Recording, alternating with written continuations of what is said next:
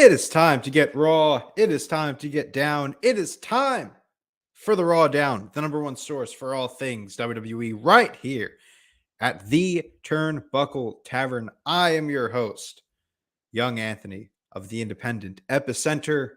Joined with me is no one right now, but Marco will be here in a little bit. J-Bone obviously is not here still. I'm alone for just a bit. But until then, I'll be holding down the fort. Wanted to start on time, a little lateness from my co-hosts never hurt. So I guess I'll start off this episode by just talking about a few stories. Kind of go off the cuff here a little bit, and we'll kind of throw us off for a little bit of a curveball in this first story, and I'll take you to the NXT report. Down south slanging, rolling with these hustlers, trying to get rid of all you haters and you busters. Down south slanging, rolling with these hustlers, trying to get rid of all you haters and busters. The NXT report right here on the Turnbuckle Tavern. We usually don't do a lot of these, but we throw one every now and then when it's a little something big. Hello there, J-Bone. Thanks for joining, keeping me company in the chat. And he's already gone. Never mind. We have got some news coming out of NXT. I'm sure probably none of you are aware that NXT has a pay-per-view this weekend, unless you're an avid NXT fan. And just on time, here he is. What's going on, people? I started the stream thinking you were going to be very late, and here you are 2 minutes later. Yeah, I mean, I said it was in a couple minutes. Exactly, a couple minutes. Oh, yeah, it is. That is a couple minutes. How you been, Marco? How's everything? Good. It's I thought it was going to be quite the slow week in news, but apparently it's never a slow week. I feel like we should just start over now. Well, it is time to get raw. It is time to get down. It is time for the RAWDOWN, the number one source for all things WWE, right here at the Turnbuckle Tavern. I am your host, Young Anthony of the Independent Epicenter. Joined with me, as always, is my co-host on time, the MVP Marco of the Chick Foley Show, and open mic, as if the opening, the first 2 minutes of the stream never happened. Marco, how are you doing? How's everything? Almost like a WWE rewrite, like a Raw rewrite, like minutes before I ripped up the script as Raw was starting. Oh, some Vince McMahonisms happening right now, but no, everything's good. I mean, like I said, man, it's I thought it was gonna be a slow week. Last week it was like we kind of went into the weeds a little bit on a couple topics, but I feel like there's a lot more controversy brewing around nowadays, since we know who the definitive number one tag team in the world is. Oh, yeah. I was hoping for a shorter episode today, but I don't think we're ever going to get that. But you know what? You want to just jump right into I was going to start with the NXT report to kind of just, full disclosure. We were about to go into the NXT report. Let's do it. Marco was a little late. But instead, I think we just go back on track because we have some bigger stories to cover. So let's hop on outside the ropes. Outside the ropes. So you will not be hearing this name on Collar and Elbow for the foreseeable future. That is why we put him on Outside the Ropes, because a story that we broke down a little bit last week has come to full fruition. Yep. He's a man, such a man. He's a real man's dad. He's a dad after all. He's back with his son in NXT.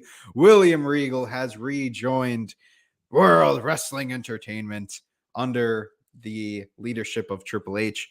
This has been a wild story. Yep.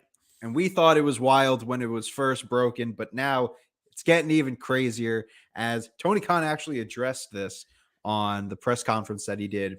What was it, yesterday? Yeah, for the ROH show. Yeah. So he basically said that William Regal is going to be leaving, as basically confirmed that whole story, and he gave kind of the circumstances under which this whole William Regal shenanigans took place, and that is that Regal, what was it, that he talked to Tony Khan in the midst of, I believe his mom had a seizure, or was it 2 seizures? I think so. Yeah, something like that. Yeah, well, his mom was in the hospital. I think William Regal called him rather, to talk about this.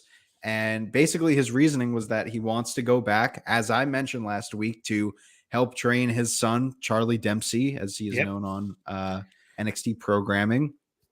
And it was pretty much a done deal. So basically what it's looking like is William Regal will be returning to WWE come 2023, with the only condition on his contract that we will see no William Regal on WWE television for the foreseeable future. He will only be backstage in a trainer capacity, a backstage role. I don't know what exactly that will consist of. Of course, he's going to, be a dad with Charlie Dempsey. But yeah, Regal is back in the WWE. Chad confirms it was 2 strokes.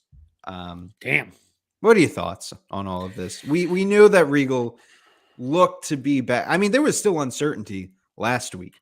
We were all talking about how, don't think that, this would happen. We don't know I was kind of just sitting back like, we don't know what's going on with this contract whatsoever. No. So it's hard to say, but, Yep. A lot of people were leaning one way. A lot of people were leaning the other way. Oh, Tony Khan wouldn't give such a contract. Oh, William Regal wouldn't go back to WWE. Why would he do this, that, the other thing? Well, here we are finally 1 week later. And what a difference a week makes. William Regal is back in the WWE. Marco, give me your thoughts. Yeah. When he signed on, when did he first appear? Revolution. What was that, in March? February? Okay. So I think he supposedly signed a year deal, right? Or something like that. Seems like that's. I mean, that's what everyone's saying. Who because everyone thought it was like a 3-year deal or something like that. Yeah. But yeah, I mean that makes sense. He come March of next year, he'll be able to be on if they want him in a television capacity. Obviously, he'll be there. But he's definitely gonna War Games, dude. War Games. He'll definitely be around at that point. He'll be on TV. So you think he's going to be back on TV this March 2023? Well, no, I mean I'm assuming since he did a year contract that his contract will be up and he'll be able to, if he needs to appear on TV, he'll be able to, which will lead him to be able to do like the War Games stuff. And I think he's going to come back as like the NXT commissioner. I think they need that that kind of stability back. Because when it was like Triple H, Shawn Michaels, and Regal kind of running NXT, it was at its height. Like, I mean, you can't debate that at all. I mean, I'll gladly debate anybody on that when all 3 of them were in power at NXT. So just having him come back in that capacity, I think NXT is only going up. And obviously, we'll talk about this a little bit later. But the main roster people showing up on NXT and New Day. Showing up, and a weird statistic with them, they'll be the only team behind FTR and the Street Profits if they do win to have the Raw, SmackDown, and NXT titles in history. So just put that on your predictions. Maybe we'll do some impromptu NXT Deadline predictions. Yeah, in the show. But kind of tying it back to Regal, I don't know. The question last week became, what was the length of his contract? Was it 3 years? Was it 1 year? No one really knew. A lot of people, I think Meltzer said 3 years, but a lot of people were also saying that he signed for 1 year. So that in itself was a question. Yep. Now it becomes, excuse me. Last week, the main issue was, does he have an out clause on his contract? Yeah. Is he, allowed to leave after a year? Is he allowed to go back if by a miraculous decision, Triple H all of a sudden became the head of creative to WWE. Was that a clause in his contract? Yeah. No one really knew what the whole situation was last week. So obviously we got a little bit more clarification as to what that situation was. Now is when we really ask, how long is his contract? Yeah. He only signed for a year. Was it really for 3 years? Who really knows? So that's why I'm not sure if, we're able to see him in March, or if it's going to be like another 2 years of having him backstage. Because in that case, I don't know. I don't know. That sounds kind of crazy. To me, it's more plausible he signed a year, because you got to think if it's in March, coming up this March, it's December now. You have January, February. That's 2 months. That's usually like a 60-day like grace period where you're gonna like go through the contract negotiations if you were gonna sign on again. And Tony Khan letting him leave and kind of like do the backstage. That doesn't make sense to me that he's gonna be getting paid for 2 more years. That's like a waste of money. To me, it just doesn't make sense that he would sign a 3-year deal. No, that's what I mean. Yeah, right. I think he'd sign a year deal, and then Tony Khan's like, all right, come March, I'm up. Why would he pay William Regal for a 3? Like, he's letting him leave. So he's going to be in WWE working behind the scenes, but at the same time, he's still getting paid by AEW for 2 more years. That sounds kind of crazy to me. So I think it's a year for me personally. And I think I'm not saying like right at March he'll be on TV. I'm just saying he'll have that ability to show up on TV after his contract runs out in March, hopefully. Yeah. And who knows? It could have signed it before March. He could have signed that. It could have been in February or January of last year. He signed it. No, actually, when did he get released? Do we have like a? It was in like a random batch of releases. I honestly don't remember. Yeah, it might have been before March. It might have been February ish. But yeah, we'll see. But I think it's a year deal. There's no way Tony Khan lets him work for another company for 2 years and still pays him. That sounds insane to me. Unless he just has that much money and he can just like spare that amount of money for 2 years without someone working for you. But I really have no idea. What I do know is that J-Bone will actually debate you on the whole NXT with, I guess when you said Shawn, Triple H, and Regal being the head of NXT, he says that I think it went down when Shawn joined, and that's coming from a Shawn guy. So wait, what do you mean? So is it like? I think. Well, first of all, let me hit this. Hot takes here. Get your hot takes here. Just hitting that just in case. So you mentioned Shawn, Triple H, and Regal in charge. What's the years on that? I'm trying to think. Because Shawn, I don't think he actually. Because if it's the years that I'm thinking, you're thinking, then you're absolutely wrong. But I want to hear what you're saying. So I don't think he had an official role at the time. That's the other part. He was always behind the scenes in NXT, but not like an official capacity. So we got to figure out when he actually like started to be around the NXT program. I would say when probably Cole came in. No, that was probably like around that time period. Is that what you're referring to? Like 2018 to 2019? I want to say before that he came in. I don't know, actually. Because to me, I've probably mentioned this before, the best NXT time period was 2014 to 2016, 2017. That was easily the best. When, what you mean, like Balor and...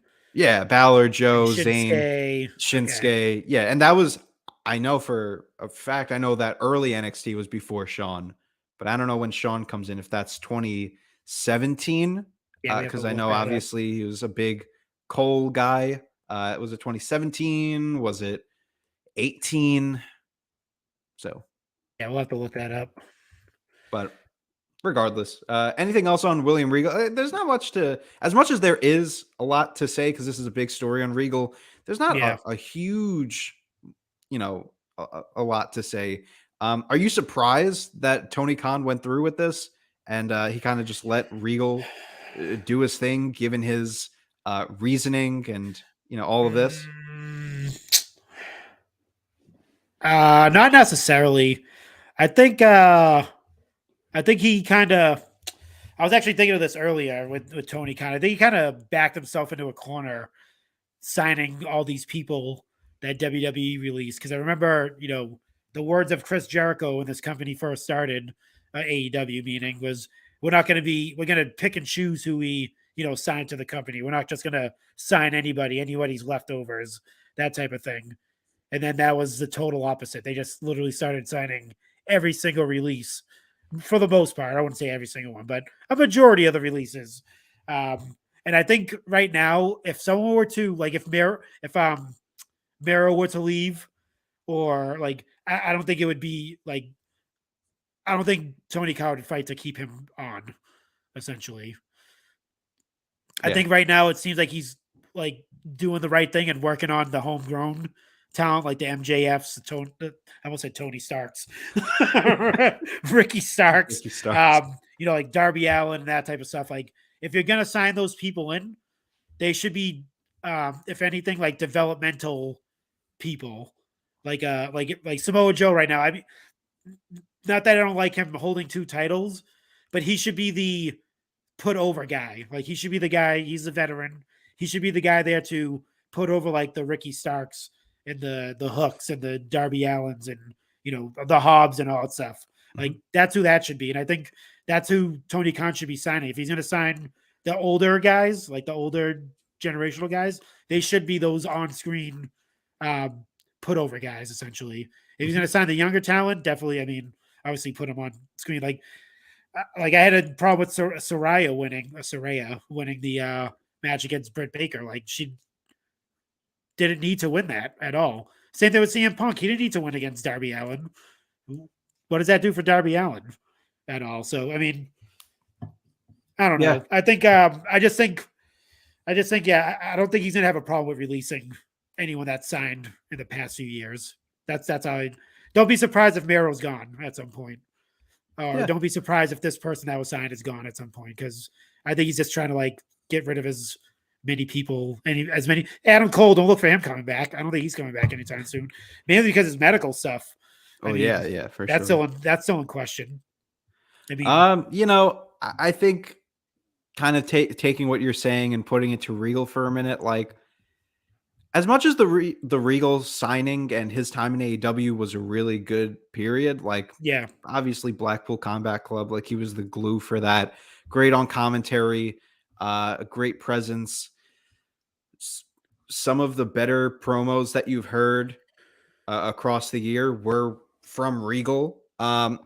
As much as he was great on screen, I just feel like there was so much more that you could have done from an on-screen and off-screen capacity with Regal. I don't know. I feel like there was a lot more potential to be untapped with him. I know that authority figures in wrestling are kind of overplayed, but if there was ever a man to do it, it was him. Obviously, backstage, I'm sure there is a lot more that could have been done, putting him more in an authoritative position. I don't know. I think there's a lot more that was left on the table before, even with the Blackpool Combat Club. I feel like there was still a lot more story to be told with the original 3, including Regal alone, with Danielson, Moxley, and Yuta. I feel like there was a lot more story between those 3 alone. Yeah, there was the fact that we didn't get that. I don't know. Yeah. It's not to say that the Regal signing was a letdown, because it definitely wasn't. But I don't know. I feel like it was a lot of missed opportunities on this one. Yeah, I think. I mean, I'm not the control your narrative guy. Kind of came out and said, if you guys read that quote that he said, did you read that? I don't believe so. So EC3, I don't want to say his name, but EC3 did a interview, and I guess he recently said he's Regal said something to the fact where he was looking to get out anyway because the maturity backstage wasn't there, basically. As far as obviously we've seen what happened in the spotlight, but I mean, I could see him like coming on and being like, hey, I'm gonna, in hopes of being this like backstage like guru, this guy that the younger generation comes up to, and it probably didn't happen that way. Probably people are just like, oh, F you, just another dude that they signed that's gonna take some money from the company. I mean, and I think like Brian Pillman Jr. actually had like a couple of Twitter posts talking about that, and he did kind of confirm that, like, should there have been more younger talent around him and trying to soak up some knowledge? Yes, and he did notice that, like, it started off huge, like people would be around him and getting information, and he's doing that. But as the days went along, like the groups got smaller around Regal and stuff like that. So, I mean, Interesting. Take it for what it is. I mean, from what we know, when you have a company that's built on, like, we do our own thing, like we write our own storylines, we do our own creative.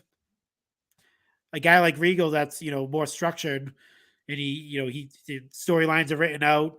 You take pointers, you take lessons. It's not this like, you don't know what you're talking about. I know what I'm doing. Leave me alone type of deal. He's probably not used to that, and he probably want to go back to a structured. Not saying AEW is more like less structured than WWE, but I mean, yeah, it's been around for almost 50 years. So, yeah.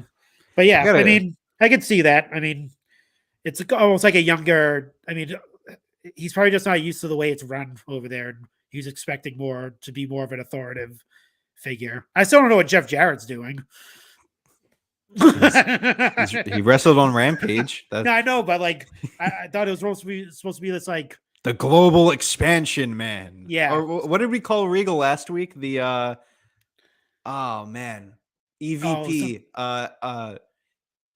It was something funny. Executive Vice.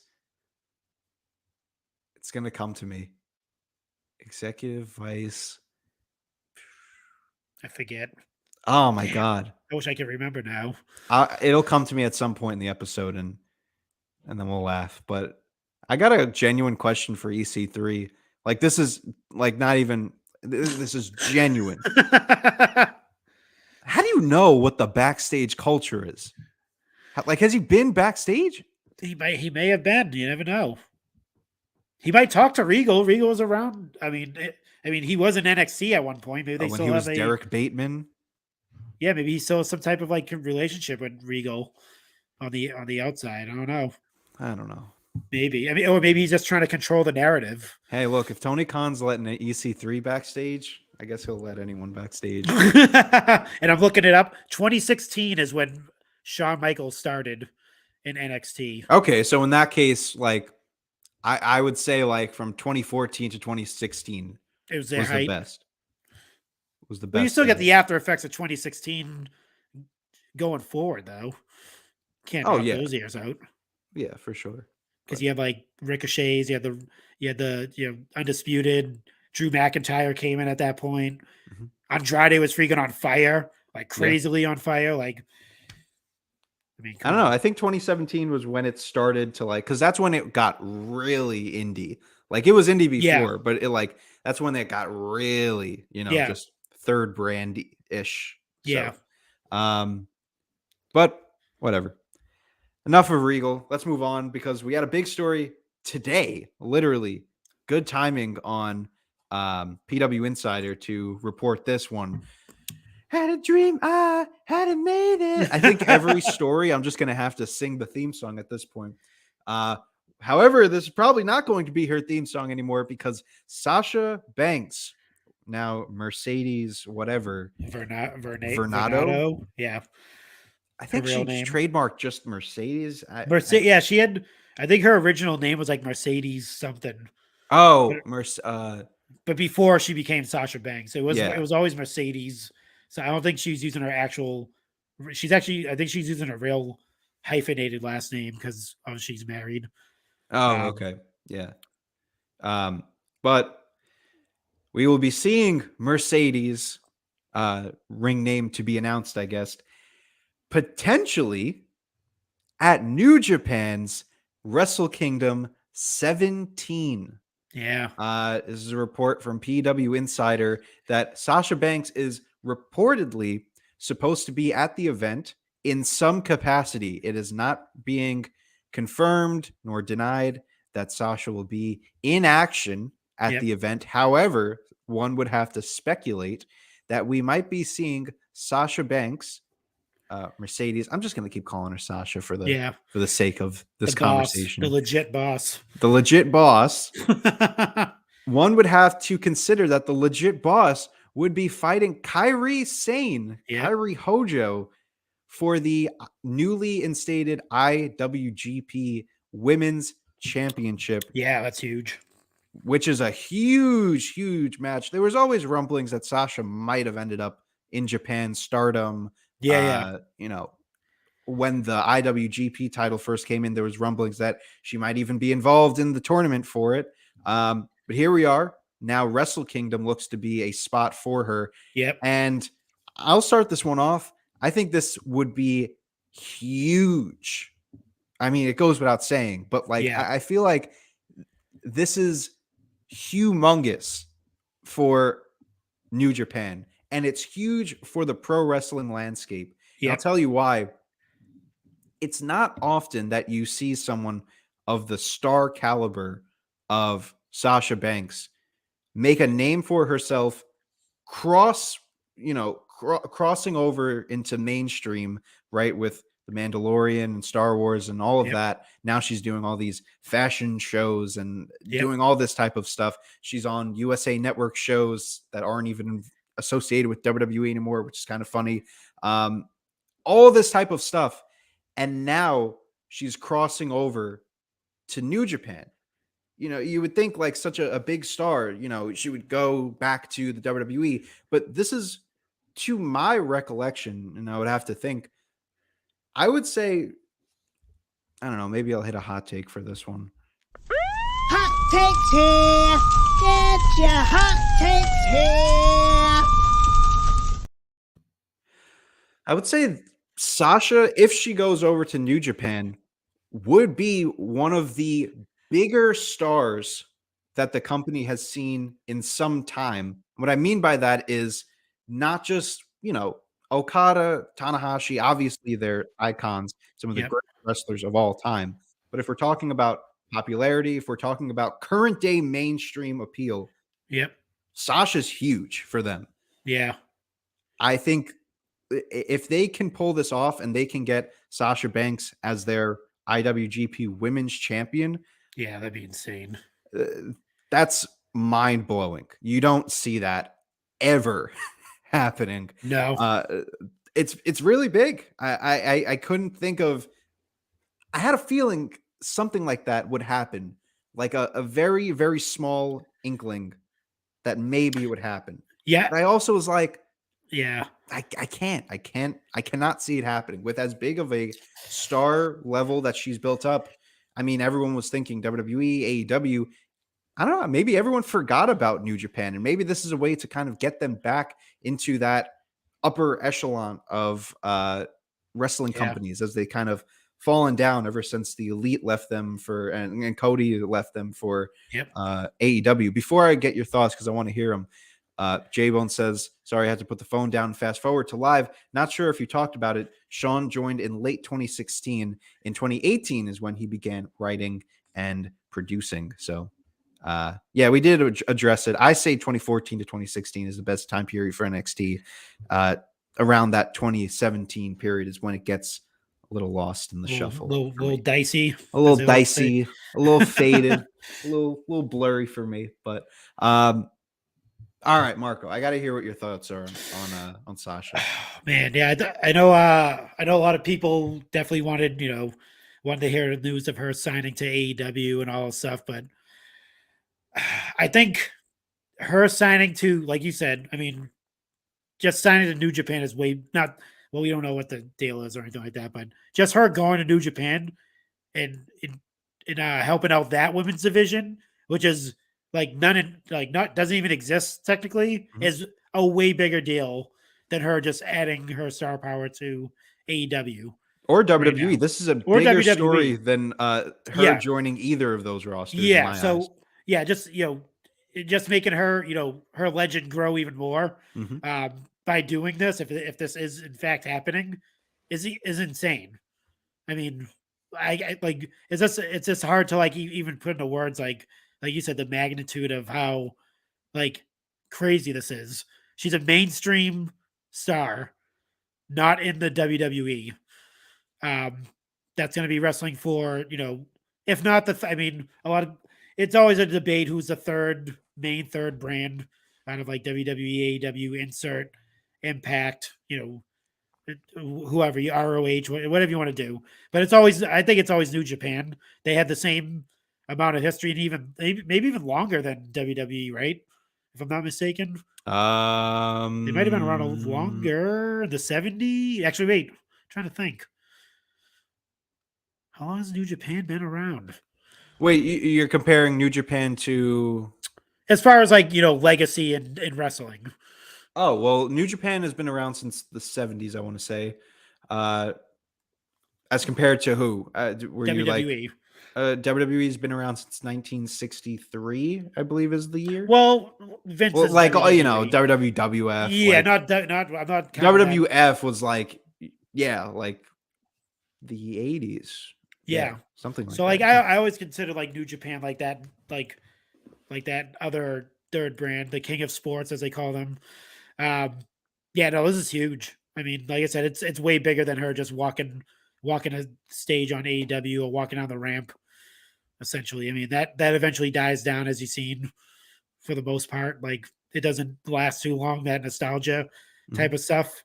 But her going to New Japan and building that women's division, I think, is way more, detrimental and helpful to wrestling than anything. Because in Japan, the women's division doesn't like naturally exist. Like within New Japan, I mean, like Stardom is a separate company. It's not. I mean, I think they have like a partnership now, but like just having that crossover, like if she's in New Japan as a New Japan wrestler, but she's fighting in Stardom, that's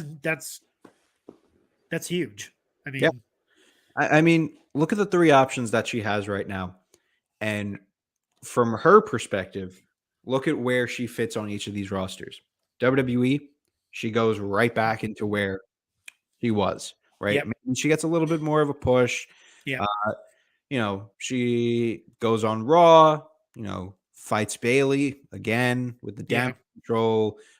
Maybe she teams up with Naomi, but honestly, at this point, I feel like if you bring Sasha back, you bring her back as a single star. And Sasha's fought we've seen Sasha and Becky, Sasha and Bianca, Sasha and Bailey. Like we've seen all of that already. You go over to SmackDown. The only match for her there is Ronda, and no one wants to see it. No. As much as it is a big match, no one cares. They've completely. We talked about it last week. They've just ruined, or 2 weeks ago, right? 2, 1. I don't know. It just ruined. It just doesn't feel like it's Ronda Rousey anymore.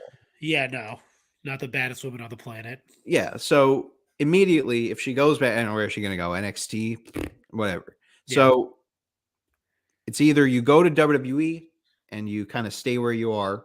Yep. Let's go over to AEW. AEW, as much as she would be a big deal in the company, to me, if I'm AEW, I'm sticking with who I have right now and building them up as they've been doing. Yep. Like you're starting to see like Jamie Hayter, even like women like Athena, obviously Jade, Britt Baker. These are all women who have been, with the exception of some ex-WWE people, have been kind of just grinding and, building their own names. And we're starting to see this kind of new trend for, again, lack of a better phrase, of AEW kind of putting that that spotlight back on the homegrown talent and the more younger stars. So to bring in Sasha would kind of, I don't know, I feel like it would take away from what they're already doing. Yeah.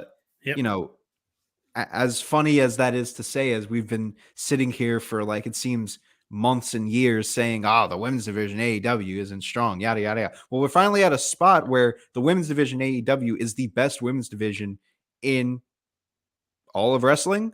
Is that fair to say? Man, maybe Raw.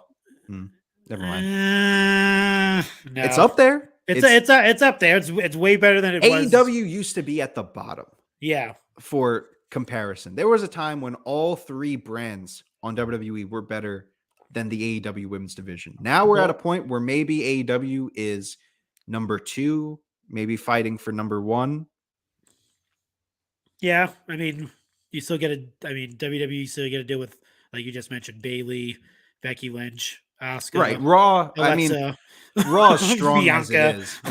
You know, Rhea, we'll see after yeah, SmackDown's at the, dead at the bottom right now. Yeah. So, well, as far as like women, like, if you want to say like women's wrestling as a whole, I don't think AEW is touching WWE just yet. Oh, well, especially with like NXT, like their wrestling. Like if you're gonna take like the actual women's division, NXT, SmackDown, Raw, yeah, AEW obviously not. Yeah, they have a little bit to go. That's why I compare using the brands, because it's almost like it's 3 different shows. Oh yeah, if you go to brands, divisions. AEW definitely crushes SmackDown, and it's right now as far as Raw, it could definitely fight it out. With Raw with their star power now. Right. So AEW as it pertains to Sasha, yes, good option, but I don't know if it's merging right now, if it works right now. Maybe in the future, but right now I don't think it works. And then you look at New Japan. Yeah. I'll just get this out and I'll let you speak. Then you get to New Japan. And for Sasha, immediately in a division that is almost non-existent, you become the top star that is untouchable in that women's division. You have some challengers like Kairi. I haven't done my homework on Japanese women's scene, obviously. But immediately Sasha Banks being the top star in Japan positions her in a spot that I don't think anyone else touches. Yeah, you know what I mean? I think she reaches a level that she is able to do something that no one else is currently doing, puts her on a pedestal that no one else is on. And just by joining that women's division in Japan with all of the, challengers that you get to face here, fresh matchups, stuff that we haven't seen before, and the position to put her as the top icon in women's Japanese wrestling. I mean, how do you not go to Japan? You know what I mean? But no, you're right. Now continue what you were mentioning before, though. Totally agree. I was just gonna say you don't want her dimming the light too as well in AEW, dimming the other ladies that have been, like you said, grinding. Oh, exactly. Day in and day out. That's what I mean by, like, you focus so much on Jade, on Britt Baker, especially Jamie Hayter now. Like, you don't want to bring her in and immediately, position her at the top of the card. It's different for someone like Saraya because, she's not the top bill. It's still Jade. It's still Jamie and Britt, even Thunder Rosa. Like, it's still those women. And Paige is kind of here just helping to build that division up a little bit. Yeah, and what's I know this is an AEW show, but what's the deal with like Jade not like rocking 2 titles right now, like Roman Reigns just dominating the women's division? Why does she not have the women's? It's got to happen sooner rather than later. Because she's legit there. Well, actually, no. I like Jamie Hayter. Keep the title on her for now. We could wait a little bit. As far as mainstream stuff goes, if you want to break through, Jade's there. They're like go-to mainstream. She's like everywhere. I mean, if you've seen like she was at the game with Naomi and all that stuff. Yeah, that was crazy. And I think we talked about this before. We kind of thought like it was going to be opposite. It was going to be, maybe Naomi does the indie scene and, goes to New Japan and, does all this stuff. It might be the opposite now. Yeah. It might be Naomi going to AEW. She might show up at AEW at some point. Yeah. As a AEW. I mean, and that would definitely help out the women's roster there as well. I mean, she doesn't have to be there to be the big, huge star or anything like that. She could be that star to like, put people over or help elevate. I should say, instead of putting people over, but she could definitely help elevate the division.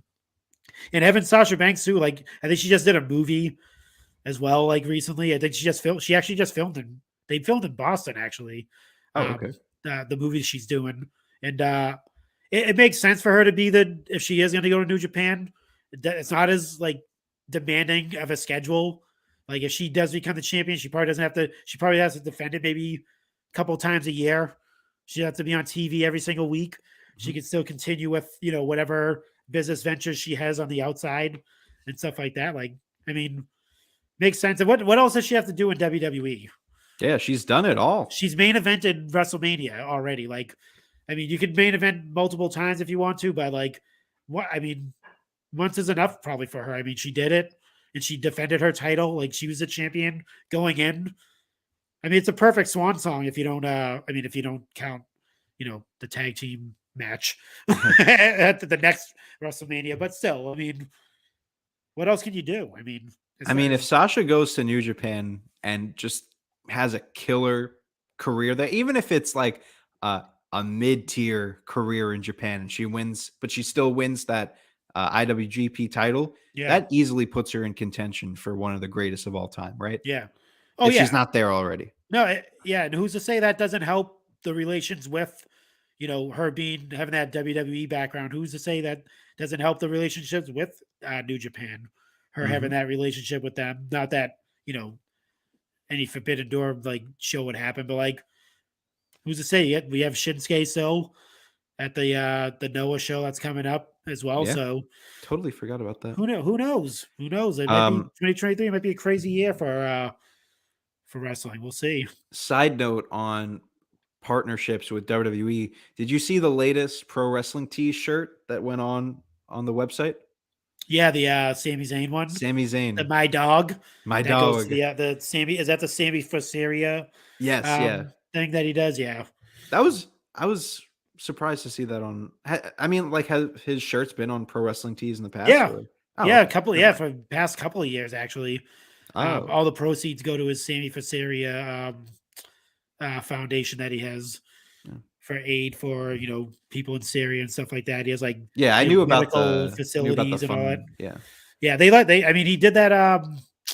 He's been doing that since they've been doing the Saudi shows. Yeah, it's been a while now. Yeah, because technically he can't be there, but so I think every year that he did that, like every year that they've had it, he's done that. He has that deal with PWTs, which is cool. I mean, I didn't know it was a Pro Wrestling Tees thing. Goes to show you how much I pay attention. But, something that everyone's been paying attention to, and a little segue into our next segment, and this is where it gets a little controversial, folks. Oh boy!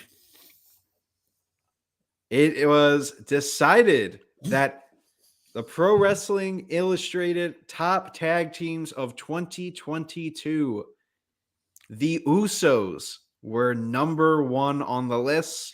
FTR was number 2. The Briscoes number 3. Before we get into it, I would like to congratulate a local team here in the tri-state area, Milk Chocolate, Randy Summers and Brandon Watts. Easily one of the best tag teams that not a lot of people are talking about. If you know who Milk Chocolate are, you know how amazing they are. If you don't, learn about them. They are on the rise. They, I believe, were number 90 or 91. So shout out to them. Fucking Milk Chocolate. That's pretty cool. They are great. Okay, but let's break this down now. Marco, just take it from me. Go and run with this one. I mean, there's nothing else to say. The Bloodline has dominated wrestling this year. It's. I mean, it's wait. Hold on. Let me. Come on. I'll give you a. Hear me out. There's no need for a hear me out. PWI has made Roman Reigns the number 1 wrestler on their list this year, as well as the Usos. There's nothing. Was they hear me out? It's Roman. I can understand, of course. The Usos, I cannot. Did you read the article of how they? Well, that's what I was expecting you to come in with, was the article. So, do you have it on you? It's a very long description on why they are the number. I think we went through this last time. How they do like the, they Yeah, everything, the TV time, criteria. Yeah, blah blah blah. If because people are forgetting for a lot of the was it for the summer? FTR wasn't performing a lot as a team. One of them was injured, and there was a solo guy running around for a better part of the year. Chad says Pro Wrestling Illustrated sells magazines with these debate, notorious for putting a controversial pick in the top spot. PWI going to PWI.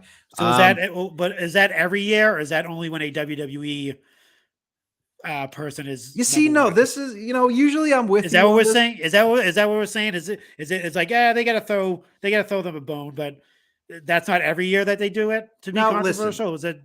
Look. For me, right? Well, first of all, you mentioned it was only a single star running around for a while, right? Yeah. Dax. Cash, how long was he injured for? I feel like he just started. Like, when did he come? He came back at Forbidden Door, right? To face, and that was it after? Did they face that? He was at Forbidden Door. Yes, remember he got injured at Forbidden Door, right? There was a pay-per-view where he got injured. I forget which one it was. I think that was Was that a while I ago? remember that being a work. I don't know if he was actually injured. Oh, then he came back. That's right. I don't even know if he came. Oh, okay. Yes. Yeah, you might be right. But there were a few I don't months. remember him being away for that long, is what I'm trying to get at. I mean, from what I'm seeing in the article, they had taken it to fact a few months that Dax was by himself. So they weren't a complete tag team for the full year of 2022. That's what I'm... Okay.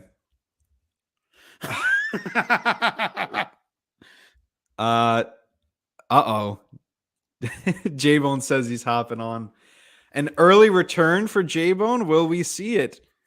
Maybe. Let me just break down. Just in 2022, FTR has faced the Briscoes. Yep. They have faced Aussie Open. They have faced the Punk and Moxley match. Briscoes twice. And before I even continue going on, folks, we have a return. Look, okay, first of all right, I just have to hop on real quick. I got background crap going on, so I apologize to the audio listeners. Are you pulling a Nick Storm right now, dude? Yes, I'm pulling a Nick Storm right now. Y'all driving me fucking crazy. Did I make PWI? You're supporting list? I did it. not make the list. I'm just reporting on what they reported. No, okay. So this is what you're thinking of. You're thinking of whenever during the death before dismember pay-per-view. Death before Dishonor. Yeah. Whatever, Dishonor. Yeah, same thing. Dismember to dismember. The death before dismembered to dishonor members. Oh man. Anyways, but you're thinking of not Cash. Who's the other one? Dax. Dax. When he got hurt during the match, but that was. Oh yeah, that's right. That was all part of the match. You got worked, bud. The reason why you didn't see them is because Tony Khan is a pussy and didn't book them properly. Oh yeah, that's right. That's why they weren't. Yeah, so Marco, the evaluation period is November 1st, 2021 to October 31st, 2022. Yes. Marco, I want you to continue your evaluation of why the Usos deserve to be number one. While you do that, I'm going to pull up the match list of that time period for both the Usos and FTR, and we'll do a little compare. But please continue. Okay. But I mean, so I mean, how can you not put FTR? The matches that they had during that time frame. I know you're about to pull them up, but there are also New Japan Tag Champs, Ring of Honor champions, and AAA. Like they completed the fucking Thanos fist, okay, of tag team championships. Like and not to mention, they're going up against the world, basically, right? Whereas, what competition did Usos have? Name a tag team besides Street Profits that Usos had. That's it. That's the only matches.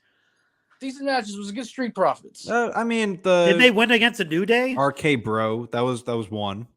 New Day. What have they done? What have they done lately? No, they won the titles off of New Day, though, didn't they? To start their that was like 2 years ago. No, they won them off of Dominic Mysterio and Rey Mysterio. Oh yeah, that's right. They did beat them too. What a valuable challenge! What a great team! What a great team! Hey, I'm just saying. Wait. So what's the evaluation period? It's November 21 to November 1. 2021 to October 31st, 2022. Okay, so just based on that alone, let me give you the matches of the Usos between that time period. All right, and I'll only name like some major ones. All right, let's see. We have the Usos versus Rated RKO. The Usos versus RK Bro at Survivor Series. We have the Usos versus the New Day at day 1. We have the Usos versus Rick Boogs and Shinsuke at WrestleMania. There was a pretty decent 8-man tag with Cody Rhodes, Ezekiel, Randy Orton, and Riddle versus the Usos, Kevin Owens, and Seth Rollins on Raw. You had a 6-man tag team match of Drew McIntyre, Randy Orton, and Riddle versus the Usos and Roman Reigns, which was a very good match. You had Jey Uso and Jimmy Uso versus Riddle and Shinsuke on Friday Night SmackDown. Sheamus and Drew versus the Usos. You had 2 Dawkins, Street Profits and Usos matches. Apparently, they faced Dominic and Rey again on Raw. I remember that, actually. You had Butch and Ridge Holland versus the Usos, and that was it for that evaluation period. So, Marco, please tell me any of those matches that stood out to you this year. Probably the Profits, the New Day one. Like you said, the Roman Reigns match, that 6-man tag match, was actually really good. Probably none of the Rick Boogs and Shinsuke Nakamura matches are awful. They were probably awful. You think? I'm assuming anyway. Yeah, Rick Boogs blew his leg up in that match. Yeah, that's right. On the first match of WrestleMania. Hey, why are people mad that the Bloodline has dominated this year? I don't get it. All right, what a great leg. Can I tell you the FTR I honestly don't get now? it. Where's the hate coming from? Don't we love the Bloodline? Or aren't they the greatest? Oh no, we love the Bloodline. I'm just saying, like, FTR is best the best tag team. Let me give you the FTR I didn't make the matches. list. Please, You guys are coming at me like I made the list. let me give you the FTR matches. I'll come out if I ever want. I'm just reiterating. So coming down. Oh, who's that? Who's that awesome tag team they won those AAA titles from? Who's that? Phantasmo. Got it. Los Exactly. Conquistadors. Carry on. Okay. FTR matches. Ready? We have FTR versus the Lucha Brothers at Full Gear 2021. Good match. Yeah, we have Chef's kiss. Andrade, FTR, and Malachi versus Cody, Pac, and the Lucha Brothers. Yeah, that was on Dynamite. We have, what else do we have here? FTR versus, I guess, Lucha Brothers had another match. FTR and MJF versus CM Punk, Darby, and Sting. I do remember that. That was cool. That was a great one. Yeah. That was a great match. We're getting into 2022 here with FTR versus Punk and Moxley. Fucking great match. How can we forget this one? FTR and the Briscoes won at Super Card of Honor. Yeah. We have literally a few days after FTR versus the Young Bucks on Dynamite. Then we have I guess we had FTR and Trent Beretta versus Aussie Open was another match. Oh, did you watch that match? Get out of here. Forbidden Door, Forbidden Door, FTR versus You're out of Great your O'Con mind. and Jeff Cobb versus Roppongi Vice. You also had FTR and the Briscoes 2. What else? All Out, Alex Shelley, Chris Sabin, Jay Lethal versus FTR and Wardlow. FTR versus Aussie Open at Royal Quest. And I believe that's... and FTR versus Swerve in Our Glory on October 26th. Dynamite. So, Marco, please tell me, how is it even a comparison? So, how many matches out of that would you say? A lot. A lot more than the Usos. Tell me the ones. I told you which FTR and ones I Aussie thought Open, both of the FTR and Briscoes matches, Okay. CM Punk and Moxley. You also had the Forbidden Door match was really good. I remember that Sting, Darby, and Punk match was vividly very good. Even the FTR and Lucha Brothers, whenever they went at it, those were great matches. Also, fucking FTR went against the Rock and Roll Express this year. Randomly. Like, I know, I was Rock and very roll. random. they are also currently, of course, the AAA, ROH, and IWGP tag team champions.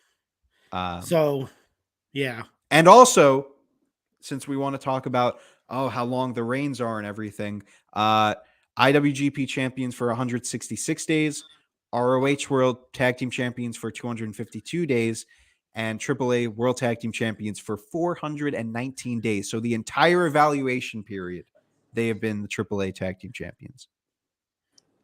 Well, look, Guess what? as far as reigns goes, for the most part, green jacket, gold jacket, who gives a shit? Yeah. But I'll say this. Gold jacket, green jacket, who gives a shit?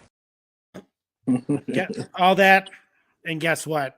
Still not enough to beat the Usos and be the number one tag team. Ridiculous. I'm sorry. I just wanted to come on here to say my point. I don't want to. I know my audio's terrible, so I apologize again to everybody. So I'm gonna hop out. I got a little bit. Your phone quality is great. It's the best you've looked in years. It's a great phone. Well, J-Bone, we're excited to have you next week. I know. We're looking forward to having you chomping back. at the bits. I'll be back. I should be back as long as I can get the studio all set up by next week. So right now, my apartment. I'm in my apartment still, so it's still trashed. So, but yeah, hopefully next week I could join you guys. So All right. that's what I'm We miss thinking. you, That's bud. what I'm We can't trying wait to to get have to. you back. And when you come All right. back, the Usos will still be the number one tag team, according to PWI. That's a good one. I have nothing to say, actually. Congratulations. You got my time. All right, J-Bone. We'll see you Later, next guys. week, hopefully. Later. Bye-bye. Before we move on from the whole PWI thing, I want to mention probably even a bigger thing that not a lot of people are mentioning that's than funny. just FTR being number 2. The Briscoes at number 3. Yeah, that's you.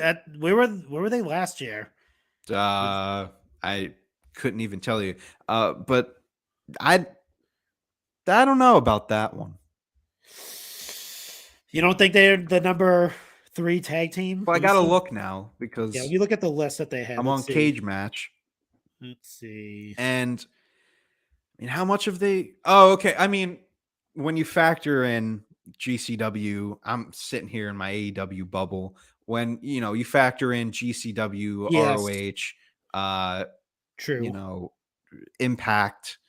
Yes, there's definitely a case there, but I still don't know if I would put them number 3. What was? I gotta look up what number 1 the rest of Usos, the list number was. 2, number 4 Death Triangle. Lucha Brothers. I don't know. I think. And here's the other cool thing: women tag teams were Yeah. in the list as well, which That's they should true. definitely start doing next year sure. with the actual the singles. They should put women in that list as well, just to see where they rank. Well, I think the way that they do it is they put women who fight like the intergender matches. Intergender. Yeah. Okay. Which Let's see. that makes sense. So Hazuki and Koguma are number 5, and then RK Bro number 6, the OC number 7, Young Bucks number 8, the Hex, that's Allison Kay and Marty Bell at number 9, and number 10 is Violence is Forever. Violence is Forever. That's Dominic Guarini and Kevin Q. Kevin Good for Q, them. I mean. Good for But them. yeah, Aussie Open 11, Street Profits 13. Holy crap. I just don't know. I think the Briscoes with the FTR matches alone make them one of the top teams, Not number 3, though. not number 3. I don't know. Maybe I put Lucha Brothers over them. As much as I might get shit on it, RK Bro have a case to be a little bit higher too. Yeah. No, they were dominant. They were in the top 5, the Briscoes. Don't get me wrong, but I don't know if they're number 3. Then again, I'm not paying attention that much to GCW. I don't know how much of an impactful run they had on the Indies. I know they came in Impact, and it wasn't, from what I saw, that very memorable. They were there for like a cup of coffee. I don't even know if they're still there. But alas. Okay, yeah. So I mean, they kind of. Yeah, I'm reading like the summary that they give, and they kind of like, kind of threw in like the names that you like threw out there, having the affiliation with Roman Reigns, obviously, and then like as the biggest names that they beat were like Seth Rollins, Drew McIntyre, Kevin Owens. Other teams are like the team that they actually beat: Street Profits, New Day, and Brawling Brutes. So, I mean, I guess that's how they're going, and having a long reign too as well, beating the New Day's reign. And another thing is, Roman Reigns has entered top 5. He's actually number 4 now. He's over 1,000 something plus days. Is he really? Yeah, so it's Hogan. Holy shit. It's Bruno Sammartino, Hogan, Backlund, Reigns. How crazy is that? That's nuts. Yeah. That is insane. Can he reach any of those? I don't know if he can reach Backlund. Backlund's like, I think, is Backlund like 2,000 days or some crazy junk like that? I have no idea. Yeah, that's the thing with this lineage now, is like, he was Universal Champion. Like, is it now combined with the WWE Championship lineage? Yeah, I guess it says combined days, and they put the list of people, and it's Hogan. Because technically, he's only been WWE Champion since WrestleMania. Yeah. So, but I think they're going by longest world champion as a champion. Reigns. Yeah. Yeah. Okay. Which is insane. That's nuts. That is nuts. So, oh my God. That was in the 80s. All these, like, that was in the 80s. That was 40 years ago. These dudes had like huge reigns. It took them 40 years to do this. Like, why did they do this? Like, yeah, I don't know. That's another topic. Idea, but anyways, congrats to the Usos for being the number 1 tag team, for swindling their way to a number 1 spot. Look, I give you Roman. Roman was the number 1 wrestler of the year, hands down. Yeah. The Usos just, I don't know. Not for me. Meh. Bloodline, man. It's the affiliation with Roman. I think that's what gave them the rub. If they were by themselves this year, I don't think they'd be number 1. I think they would be probably. I can be affiliated with the Pope. That doesn't mean that I'm the most holy person in the world. Well, you got to think those 6-man tag matches that they had with Roman and stuff like that. Yeah, like one. Included. All right. Well, did they have more than one? Did they have a couple this year? 6-man tag matches? I mean, I just went through it. No, with Roman, they only had one. At what was it, Backlash? They had the Raw match. Didn't they have a 6-man on Raw with Roman? No. You sure? I know that they wrestled on dark matches, but I don't. Oh, wait. Maybe. Yes, on Raw. Yeah, it's coming back to me now. But It was okay. 2 matches with Roman gives you number 1. I don't know. 2. I mean, how many matches did they have at the Profits that were like bangers back to back? Well, the Money in the Bank one was great, and then the SummerSlam one was pretty good. Yeah. Was there one before that? 2? No, there was No? only 2. At least only 2 big ones. Yeah. So I mean, the they New unified Day the match was titles. good. The New Day match was good. The RK Bro match on SmackDown was good. I mean, I guess the storytelling with Sammy must have Yeah. helped. I mean, but- they're the first ever unified champions for tag team in WWE too. Slowly roll there. Carlito and Primo were That is they true. did it before fucking the Usos. Let's not try to make history there. But whatever. Longest reign. They're past 500 days now as I tag team guess. champs. Sure. You could give them that. I don't know, man. I'm just trying to figure out how PWI did it. That's all. I'm not sure what they were watching, but apparently. Well, look, while you do that, I'm going to step inside the ropes.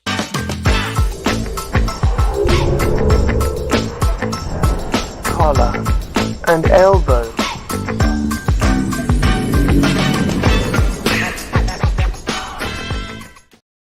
I had to transition us out of that in some way because we were going to go on for too long on that one. We could talk about more bloodline stuff. Oh yeah, inside let's the jump ropes. right into this one. So the Royal Rumble obviously is going to be a crazy time.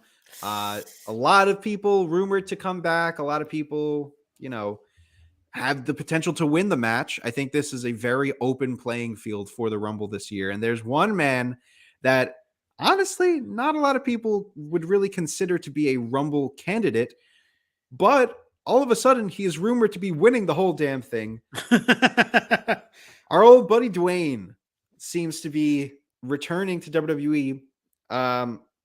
We all kind of assumed that he would be back for the WrestleMania match with Roman, and I think we're all kind of set on that happening, although some of us want Sami Zayn to be in that match, but I digress. We thought Roman and Rock was just going to happen, and a lot of us kind of just expected it. Like, Yep. It's just written in the stars at this point.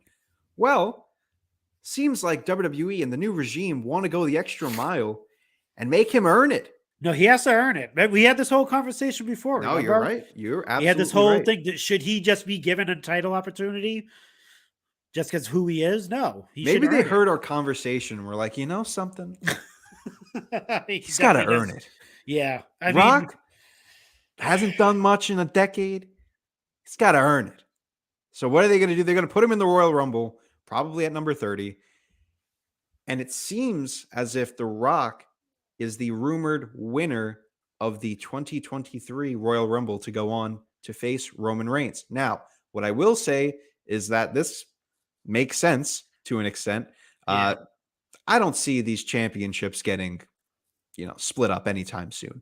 I think Roman is the unified champion and he's got those titles on him.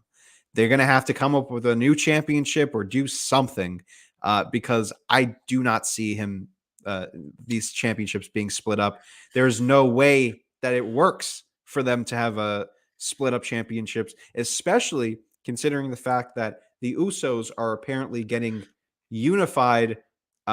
one unified championship belt redesign coming in. which makes sense because now they can go to 2 different shows and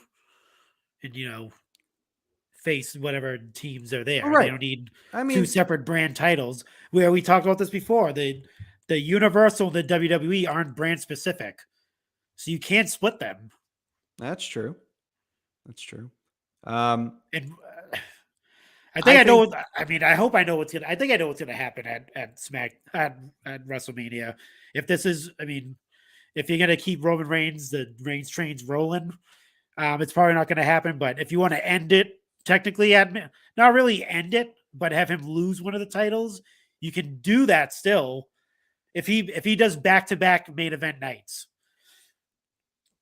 If he made it so if they do split the titles, if some stipulation comes up from now between now and something's gonna happen at the Royal Rumble where they're gonna have to come to a decision where he's gonna have to defend both titles. Or separately. I think there's gonna come up some weird thing where they're gonna separate the two. That way, since he's had the longest reign with the Universal title, he can keep it still, but lose it because he technically doesn't need the WWE Championship. Like he doesn't need it. Like it's an accessory. He holds up he wears that one, but holds that one in high regard, and that's the one that that the Universal title seems like the title that is him. That's his title. So if they do something where The Rock does win, when he challenges Roman at WrestleMania for the Universal Championship, not the WWE Championship, but the Universal Championship. And then they can finagle some way where maybe, like I said, he pulls double duty. Maybe he faces Cody or something, or whoever, Seth Rollins, whoever it may be, at the first night, loses the WWE Championship, but still has the Universal Championship, goes into the next night, faces The Rock, beats The Rock, obviously, because he's not going to be champion. That way, he still technically has a streak going. Yeah. Right? But do you risk Roman taking a pin? And let's look at it from a different way.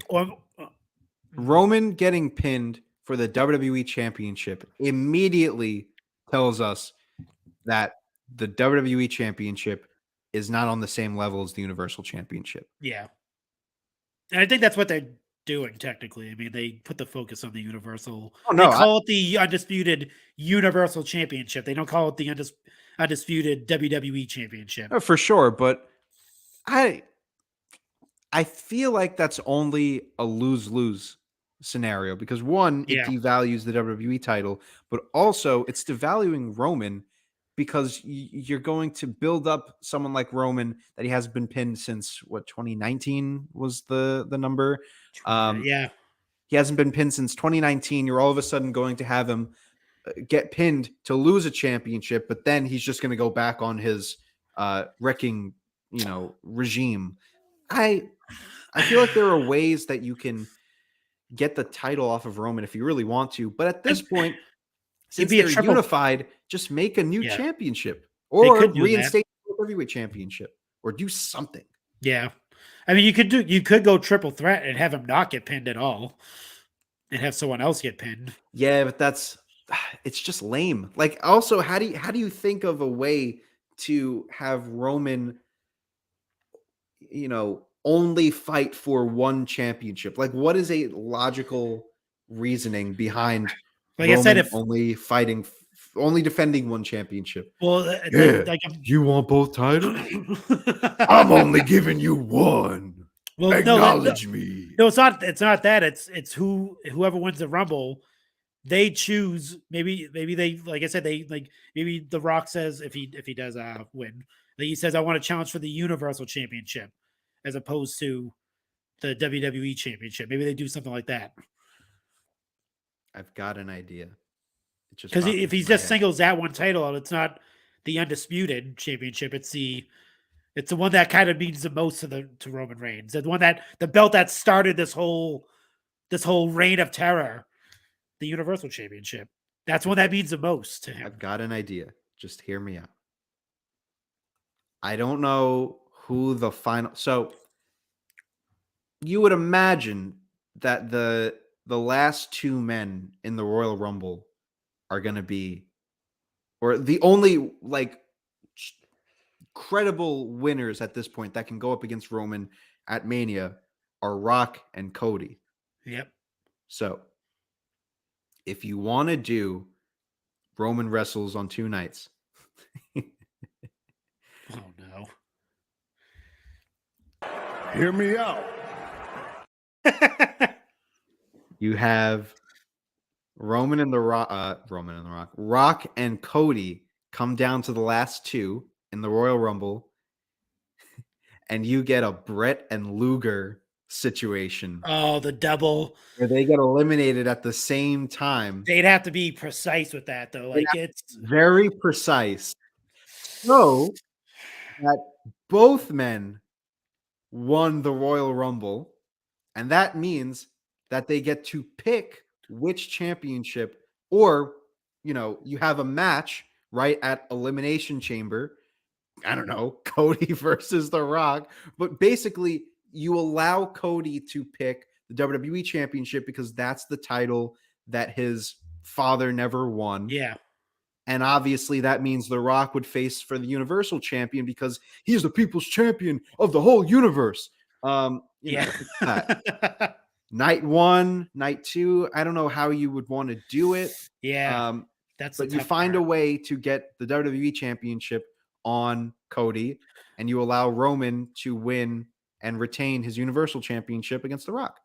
Boom, problem solved. I'll see you at WrestleMania. Unless he, this is hard. I was going to say, unless he loses the WWE Championship before WrestleMania, so he doesn't have to do a back-to-back, but... When was the last time we got a two people win the Rumble? Was it Batista and Cena was the last one? Yeah. Okay. And that wasn't supposed to happen, I don't think. Well, right, yeah. Oh, yeah, Batista ended up winning like solely. They had to redo it. Yeah. It's been enough time. We could pull that out of the bag. Imagine how crazy that would be. Like, I know I got my tinfoil hat on, but like, if you want to solve the problem of getting, they would have to do it so perfect where they landed at the same exact time. And I'm sure they could. And it's on them. It's on it off. It's on them to do it. Yeah. I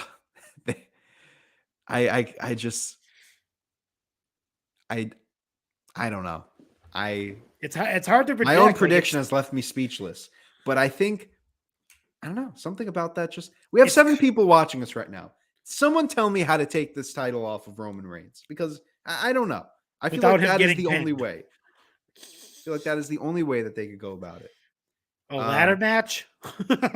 Well, my prediction from Survivor Series, obviously it didn't happen, where one person pulls one title, the other person pulls another. That's a possibility for actually no, because you'd want to see a one-on-one match between The Rock and Roman. You would want to see Cody in the middle of that. Yeah, and like, how does Cody get involved in all of this? Like, he's a factor. That's the thing. Like, we're all expecting Cody to come back and be this like guy that's going to end Roman Reigns' thing, but like maybe that's not in the plans for Cody. Yeah, and that's the other thing. Like, we're putting him into it like he has any stake in this, and it might not even be like that. Might not even be a thing.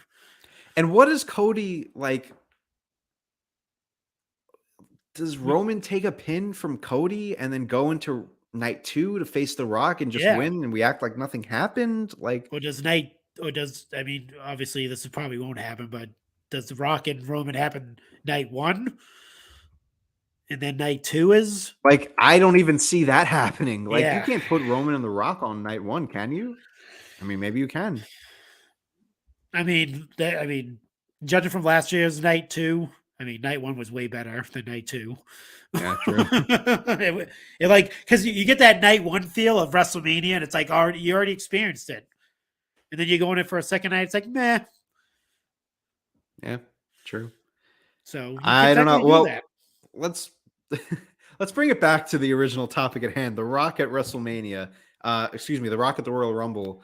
If this is possibly. Well, do you see it happening? Basically, is what I'm trying to get at. Or do you think it's more likely that they just put Rock in the match against Roman, or do you see him, winning the Rumble? At first, with Black Adam came out, and it was supposed to be this huge box office global smash, and if it like really took off and it like did its thing, I'd say no.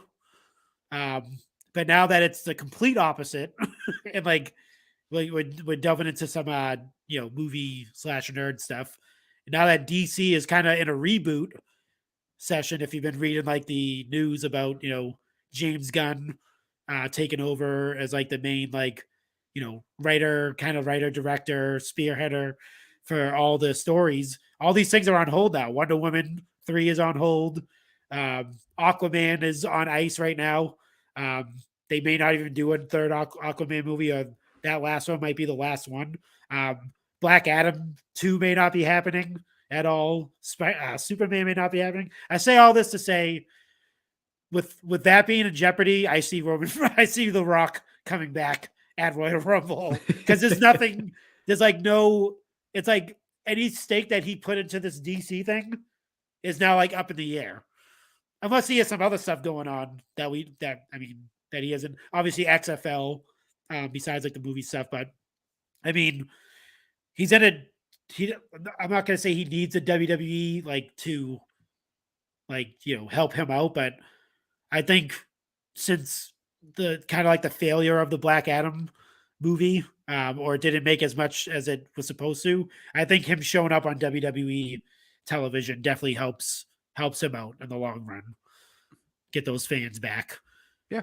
Get those asses back in seats in those movie theater WrestleMania seats. is going to be something this year. I'm very excited. First Triple H run WrestleMania as well, so let's not forget that. I think night 2 might have been, but I don't know. Yeah, maybe. He came out and retired. But this is the first ever like Steph McMahon, Triple H, Nick Khan run WrestleMania without Vince. The first Vince-less WrestleMania which is insane to think of. I think people are forgetting, and this is why I'm mostly interested in obviously the Triple H stuff altogether, but like people forget that it's not just Triple H is invested in the NXT stuff and the smaller guys, your Johnny Garganos and your Adam Coles and Tommaso Ciampa's and all that. Triple H has a very good understanding of the mainstream. I mean, he signed fucking Logan Paul to a contract. He just had lunch in Los Angeles with Bad Bunny. He's considered, there's talks of bringing The Rock in for a Royal Rumble appearance. Like, it's not just about we're going to see all these great wrestlers. Like, you're still going to get star power. And if anything, you might be getting a really good deal of star power, not just with, Triple H having all these connections and stuff, but it's like in LA. We're in fucking LA. It's in Hollywood. You're going to see something. So, plus we're all forgetting also Cena. Cena might be coming back for this Mania as well. There's a lot of rumblings for that. Possible. Logan. Honestly, I see him and Austin Theory with this new gimmick change for him. If there's ever a time to do it now. Yeah. But I mean, if you're I would doing like to the see it. Yeah, if you're doing the mainstream thing, it's gonna be fucking Logan Paul, dude. And Bad Bunny will probably be not performing, but actually in a match. Yeah. I'm assuming, because Steve Austin, he might be in a match. Yeah, maybe. Perhaps. You never know. See. I'm just I'm curious to see what this WrestleMania looks like. What? without Vince McMahon. It's gonna be a Royal Rumble without Vince McMahon. Like next year is a full year without Vince McMahon, like an actual full wrestling calendar year without Vince McMahon at the helm. It's nuts. I'll be on the edge of my seat the whole time. Vince, you are relieved of your duties. Oh, Vince, his face made me laugh. That like fake cry he was doing. But yeah, so Rock at the Rumble, it could work. I like it. I mean, I always want to see. I like to see The Rock back, even though Joe Rogan's kind of go. I mean, it might have to be Joe Rogan. He might have to face Joe Rogan at WrestleMania after Joe Rogan's comments. The steroids. About The Rock. Oh man, I think that might have to happen. Out of all the people that they're bringing back, I would say maybe Joe Rogan isn't the. Maybe he isn't the target audience. No, you don't think so? No, I don't think so. Not the target audience. I say that, and here he comes next week with shows. I mean, he's interviewed. I mean, he's interviewed like Jake the Snake and Undertaker and all that stuff. Like he's like made it a mission for him to like, because he's not the biggest wrestling fan, but he's like just like listening to like those interviews and stuff. Like he's made it a mission to like get more into the world of professional wrestling to see like the background. So like the stuff in historically what it is, because I mean I think you should do your due diligence if you're an outsider and you don't get what's going on and you do have a voice and a platform that can kind of sway people. If you have like guys like The Undertaker and Jake the Snake on your show, I think that helps out a lot because they're going to give you like I'm waiting for them to have Ric Flair at least on the show. I go by this. I go like, they have that Roots of Fight. You ever see that that clothing line? It's called Roots of Fight. It has so basically it shows like the lineage of different combat sports. So if you go to rootsoffight.com, they have like sections. It would be like wrestling, boxing, what have you, martial arts and all that stuff. And there's a very long, they have a lot of boxing apparel because that's where it pretty much started. But they do have a wrestling section, and it's a very small handful of guys. They have like Bret Hart. I think Rey Mysterio is one of them. Andre the Giant and Ric Flair. Okay. So those are the guys I see are the four most notable, obviously besides like the Hulk Hogan's and stuff like that. But as far as the sport of professional wrestling and actually taking professional wrestling to a new height, those are the guys that I would see, people taking people like a Joe Rogan would take into a liking to, like a Bret You said Hart. Sorry, Sean, Rick, who else? Oh no, it's Rey Mysterio. Oh, Rey, sorry. Rey Mysterio, Andre the Giant, Ric Flair, and Bret Hart are there they make apparel for. So those to that group of people, they're considered real professional wrestlers, the guys that actually grinded it out and that type of stuff. So I don't know where I started talking about that, but Joe Rogan taking it seriously. I think those are the guys he would look at as legit professional wrestlers if you want to get away from the cartoony Hulk Hogan hulking up shit that he used to do. So. Whereas like I said, Ric Flair, Bret Hart, they were more serious about their craft, essentially. To me anyway. Good point. But all right, real quick. I got two more topics that I want to cover. This is going to be kind of a lightning round one. But just a quick little NXT report for you. Down south slanging, rolling with these hustlers, trying to get rid of all you haters and you busters. Down south slanging, rolling with these hustlers, trying to get rid of all you haters and busters. Before we start this, it's going to sound really strange, but those kids look way too excited at that on that video. They're getting slimed. Wouldn't you be excited if you were on Nickelodeon? No. Well, I always wanted to get the slime. Yeah. I remember what do you call it? I killed. They almost killed. That was the Nickelodeon's Choice Awards. I forget who it was. It was a female. It was a singer or something. It might have been Katy Perry. Oh, Katy Perry. Oh my god! They almost murdered her. Yeah, that was. Jesus Christ. Yeah, look that up, folks, if you haven't seen it. It was for sure. Yeah. Oh man. Well, look, we have a show this weekend. We don't normally do this, but no. NXT Deadline is this weekend. Yep. And figured it's an interesting show, this new concept. What is it called? What's the match called? Is there a Iron Survivor challenge? Yeah, Iron Survivor challenge. Yeah. Strange name for a. It's the weirdest. Strange concept for a match too. But there is. I'm just double checking how many matches we have here. I believe it's 5 matches confirmed. It is. Yep, 5 matches. And you know what? Should I risk it? What? Do saying the rules or what do you? No. Oh, risk the title. Should I risk? Is it? It's NXT. Do we really have to? No. All right. We'll let you pass. This will be a non-title contest for the RAWDOWN Championship. Title is not on the line, but we're just going to give our quick predictions for NXT Deadline this weekend. Rapid fire. Just give me a line why you think one will win over the other. We won't spend too much time on it, but I do want to break down some of these matches. We'll start off with a pretty interesting feud so far. Isla Dawn made her debut in NXT America, going up against Alba Fire. I have to get used to that name. It's been a fun feud. Yeah. But I think we will see Isla Dawn get the win here and this will officially send Alba Fire up to the main roster. Yeah, no, I definitely agree. She's definitely the new kid on the block, and I think Alba Fire is due for a roster adjustment. We'll say she's done her time on NXT. Fair enough. Let's move on to surprisingly the NXT Championship match.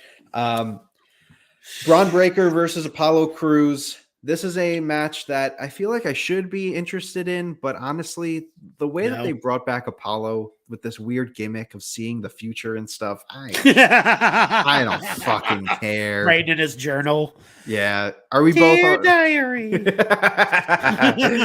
Are we both on Braun to win this one? Yeah. All right, let's move on.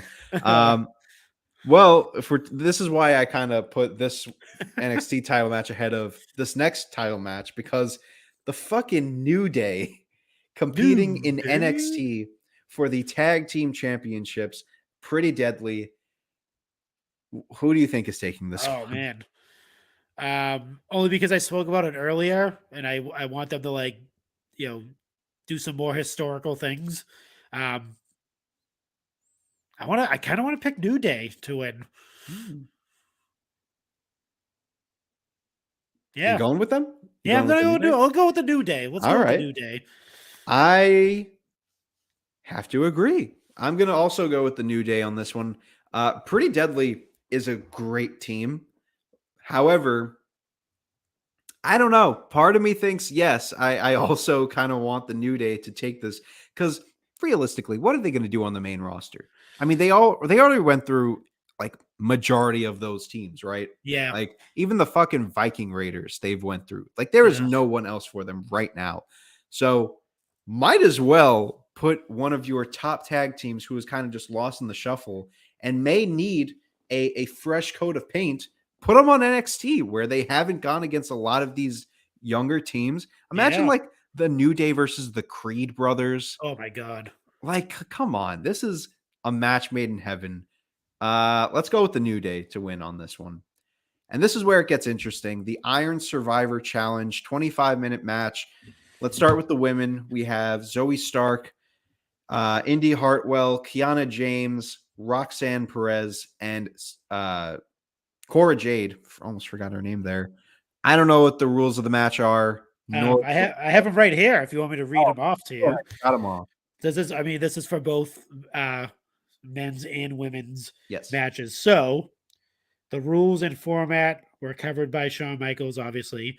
So 5 superstars will compete in this unique 25-minute match as they battle each other and the clock. Oh, Don't forget the clock is their enemy as well. yeah, it's a 6-man match. Yes. The clock is in on this. So the two superstars will start the match, and every 5 minutes, a new superstar will enter the match until all 5 are in the ring. The goal is to have the most falls when the clock hits 25 minutes. All right. Okay. So that's where you get like the Iron Man, Iron Survivor, whatever matches. Falls can be won at any time via pinfall, submission, or disqualification, which is pretty huge. When a superstar scores a fall, they will earn 1 point. However, when a superstar loses a fall, that superstar must pay the penalty. They are forced out of the ring and into a penalty box for 90 seconds. You're in timeout, pal. But what happens if there's more than one person that takes a pin? Are they both in the box? Can they fit in the box? I don't know. How big is this box? There's still more rules, dude. I'm not done yet. Continue. There's continue. There's one more thing. All right. Once the 90 seconds are up, the superstar can re-enter the match. The superstar who has scored the most falls when the clock hits 25 minutes will be named the Iron Survivor and become the #1 contender for the NXT Championship, NXT Women's. So you get both championship? No, I'm joking. It's either one. So basically, yeah. So I'm not sure about the 90 seconds or who's going to be in the box or whatever. But yeah. The box is the only thing that confuses me. I don't know why we gotta. Maybe you could fight in the box. Maybe if like you lose a fall, like someone loses a fall, they just pile up in the box and they can continue to. Okay, if they do that, that'll be fucking sick. But it's like hockey. Like you have your separate exactly, yeah. penalty boxes there. They just bang on the glass. All right, at each maybe I like other the box. Never and mind. talk shit. But All yeah, right, women's so- match. Who do you got for this one? Who do we have? Let's see. I'm gonna go with.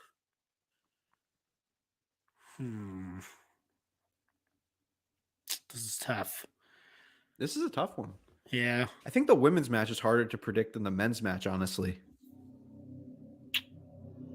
NXT is a sleeper. Honestly, they're always a sleeper for one of the better women's divisions in the world.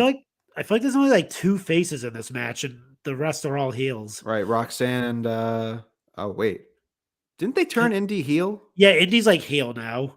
Zoe's heel too. So is Zoe's- Kiana. So is Cora. Yeah, So it's got to only be one- Roxanne. one face Yeah. in this match. Jeez. I kind of want to go with Cora. I don't know Yeah. why. I kind of want to go with Kiana James just Actually, for no, shits wait, and 'cause- giggles. Mandy Rose is the champion, Right. so we need a. No, That's why I'm Roxanne. thinking like it. Has she gone against Indy yet? I don't think so. No. It's got to be Roxanne. I'm gonna go Roxanne. Yeah, me too. All right. Men's match gets a little more interesting here. So this is for the. I thought this is for like. Yeah, this is for the number one contender for the against Braun Breaker. So this Yeah. one's tough. So we have Joe Gacy, Carmelo Hayes, Grayson Waller, Axiom, and Jordan Devlin. What's his name? I don't remember. JD McDonough. Axiom, Power Ranger. Let me see. I'm gonna because I don't think this dude's ready to go to the main roster yet. I'm gonna go with Carmelo. Ooh. I think he wins, and I think he beats Braun, and then Braun goes to the main roster. Okay. I'm going to be honest with you. I agree. I don't see Braun. I mean, let's be fucking real here. Braun Breaker and Carmelo Hayes is the match. Mm-hmm. There is nothing that touches Carmelo and Braun Breaker. Yeah. And with Vengeance Day coming up, and that's going to be it's going to be in an arena, right? I forget. Yeah, it's not in the performance center. You need a match for that. And What that better is than the match? Yeah, Carmelo Hayes versus Braun Breaker, and just build it up. Like, I know Vengeance Day's in February and we're in December. Yeah. Doesn't matter. You can stretch this out a while, and that'll be Carmelo's kind of swan song. Or Braun's. Who knows? Or Braun's. I mean, I could see Braun. I wish that I mean, if Carmelo loses, I could definitely see him showing up at the Rumble. But I don't know. I think I'm it's hoping good that I didn't put my title on the line because I'm pretty sure that we've agreed on all of our predictions. Yeah, that's true. There was really no like way to deviate at all. So it was a either. double count out. Yeah, double count out. We lost. We're in the penalty box. We're in the penalty box. We'll be fighting in the penalty box. Before we go, what's going on? Circle of Debate. Thank you for joining us. We're actually just about to wrap up here, but I was going to go into deep detail on this one, but you really can't. So let's give the folks a little bit of a lightning round. Lightning round.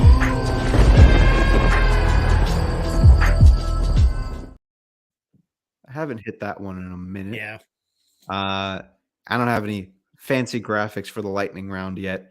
However, we're talking about 2 returns to WWE. So we'll do 2 lightning rounds here. We'll give you 30 seconds for each. We're going to start off by the person who came back on Friday. That is Teagan Knox. Makes her return, helps Liv Morgan against Damage Control with some crazy hair. Yeah.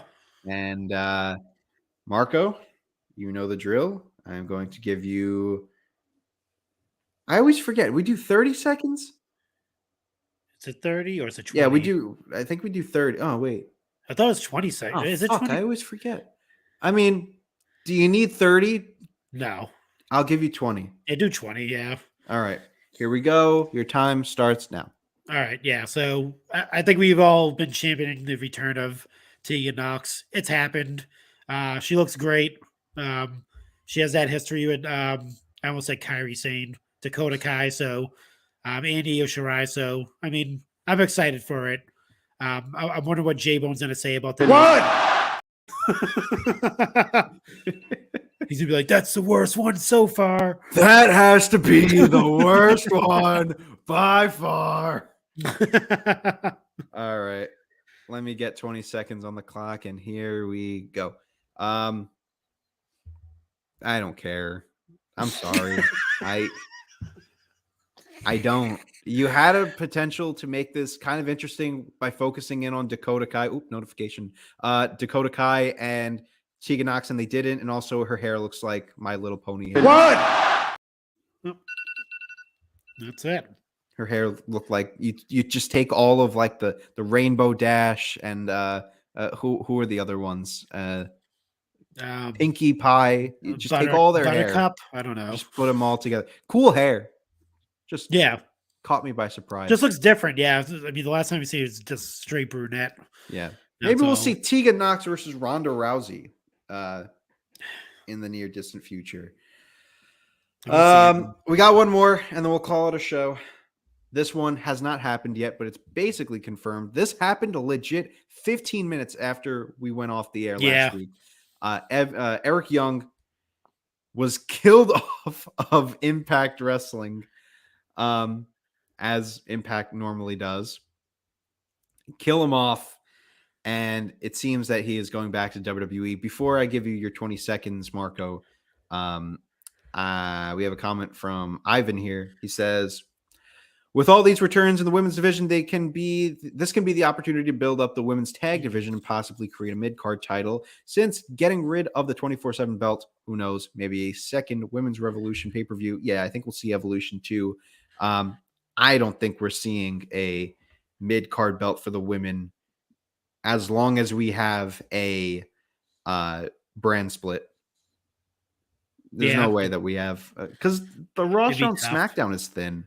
Like, how do we have a mid-card title for the women if it's you have to do split up? You'd have to do both shows, I guess, maybe, if you didn't do that. Yeah, and what would you do? You would have two mid-card titles, one for each brand.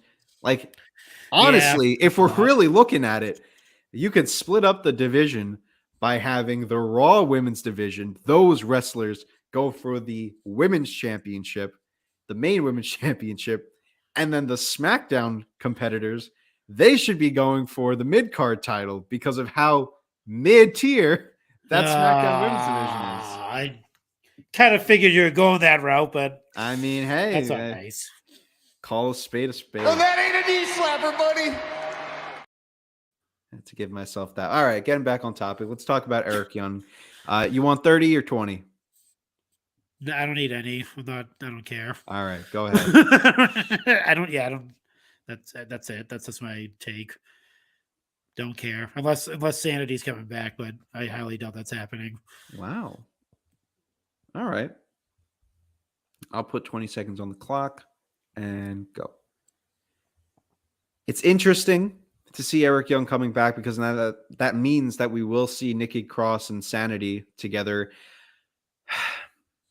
It's getting too much of NXT for me. Yeah. We could hold off on some of this NXT stuff. It's a little bit. We don't need every single one of NXT's greatest hits on the main roster. I agree. If Tommaso Ciampa comes back and fights Johnny Gargano, I'm going to throw myself off the roof of the building, right? There's no reason that everything from NXT should be on the main roster trips. It was great. I mean, some of it was good. Well, you know what? We're done hold on. with the trips. Hold on. Right, a lot of these people were on the main roster when they got cut. Like Teagan Knox is on the main roster. She was on SmackDown when she got cut. No, you're right. What do you call? What's his name? Why am I forgetting his name already? Eric Young. Eric Young. He was on the main roster when he got cut. Yeah, but it's different now that you're going to position them back in the spot where they were in NXT. Like Teagan Knox, is probably going to go up against Dakota Kai. Eric Young Oh, that's what you probably mean. going to go against, is going to have Sanity. All So right, it's like taking the Eric Young of 2017 and putting him back on the main roster. Okay, That I is what get I'm what not, you're saying. All right. like having Gargano and Tommaso Ciampa is great for the roster, but having Gargano and Ciampa fighting each other in 2022, we don't need that. a whole nother story. But alas, that was a fun little lightning round. And with that being said, Hey, yo. it's time to end the show. Folks, thank you for tuning into another edition of the Raw Down. Marco, gimme what's going on with you. How's the Chick Foley show doing? You just had an interview with Tom, as you mentioned last week. Let's talk about it. So that came out. Yeah, it came out this week. We had the lovely and talented OG Fig Kid. not go that far on the show. So yeah, it was awesome. You haven't listened to it yet. It was a great conversation. He was excited to do it. It was the first time he's ever been on the Chick Foley airwaves. We've always wanted to get him on the actual Chick Foley show, but just never fell through. But alas, he made his Chick Foley show debut. Talk about a lot of things, and I find out some more interesting things about Tom's the most interesting man in the world. Like, forget the Dos Equis guy. Tom, just listen to the show. He right at the beginning of the show, he hits me with something that I did not even know. He may have said it on other shows, but he had a peculiar job back in the day. Not really peculiar. It was just very random. A very random job. I think I know what you're talking about. Yeah. So, well, I won't give it away, but if you've listened already, you know what I'm talking about. But yeah, so that was a great interview. I think next week I have the Phelpses. I think I'm gonna have both Sheena and Seth on the show. Wow. As the couple, not we're removing kayfabe, and we're just having Sheena and Seth, and not the Hale husband and Chick Foley. And that's gonna be a fun interview because haven't had Seth on the show yet. But I think it'll be pretty fun just putting them in the hot seat and getting their real thoughts. As only pulling out the information as only I can. Because I'm on a pretty good streak so far on every episode. People have brought some weird things to light. So yeah. And then obviously, chickfoley.com. That's where you hear all the shows. Pod Foundation, you know who we are. It's literally Turnbuckle Tavern, Extra Cooler, Chick Foley show. That dude J-Bone from Coming Down the Aisle. Yeah, the guy who came in a few moments ago. Randomly jumped into called the show. Marco an idiot. Yeah, no, pretty much. But you know what? He can call me idiot all he wants. Guess who's still the number one tag team according to PWI? It's the Usos. It's the Usos. It's never going to change. Sorry, you can say whatever until next year. Until next year when they go back to back. Number one. No, I'm joking. Jesus. But yeah. Other than that, follow us on all the socials, everywhere, all over the place, and that's all. That's all I got. All right. And for me, all I have to say is you can follow me on Indie Epicenter. Actually, I have some new things brewing that I can announce. Warriors of Wrestling. I'm not sure if I mentioned this when I released the video, but new partnership with Warriors of Wrestling based in Staten Island. Did a video for them promoting their latest show, their 15th anniversary show. Warriors of Wrestling is a really, really fun promotion. They have some of the best independent wrestlers that I have seen, period. Most notably, I know I sang the praises of Milk Chocolate before. Ever since joining this whole independent wrestling scene, my absolute favorite independent wrestler, Mr. Darius Carter. Marco, do you know anything about Darius Carter? I've heard the name. I do not know. Look up Darius Carter. Do you have an IWTV account? I do not. I should sign up for it, though. Sign up for it and then watch Invictus Pro Wrestling's Unconquered Cup. The first match, Darius Carter versus Gabriel Sky, is one of the best indie matches I've seen all year. Dude, anything local is awesome. Like if you could definitely take the time out, anyone out there listening, support your local wrestlers. Yeah. I mean, you're in Massachusetts. You have right? Isn't Wrestling Open out with you, or is that somewhere else? No, I think it is wrestling. Yeah, Wrestling Open. There's and they're doing shows. They're doing a show right now. Yeah, every Thursday. It's insane how much they're growing. Yep. Right. Wrestling Open. If you're listening to there's this, John Cena's dad for you guys. He actually runs a promotion too. It's escaping me now. I can't think of the name. Or am I? OVW? Not OVW. It's I want to say like Boston Wrestling or something like that. All I right. could be Yeah, totally wrong. maybe something like that. But yeah. But regardless, Mr. Darius Carter, the All Father himself, hands down my favorite indie wrestler right now. He is superb. I really hope that he gets more of a spotlight come 2023. And he's in Warriors of Wrestling. He is a great professional wrestler. So are a lot of the wrestlers in Warriors of Wrestling. So if you're in the New York area and you can get over to Staten Island, check out some of their shows. They have one coming in January. Plus, I have some things kind of in the works with Warriors of Wrestling. So stay on the lookout, especially maybe on their YouTube page. You never know where you might see the Indie Epicenter pop up. And one more thing I want to plug. I'm going to be posting a video in just a few short moments. I did a hype video for pretty notable name on the indie scene, Jack Tomlinson. Did a video hyping up his match tomorrow against BRG.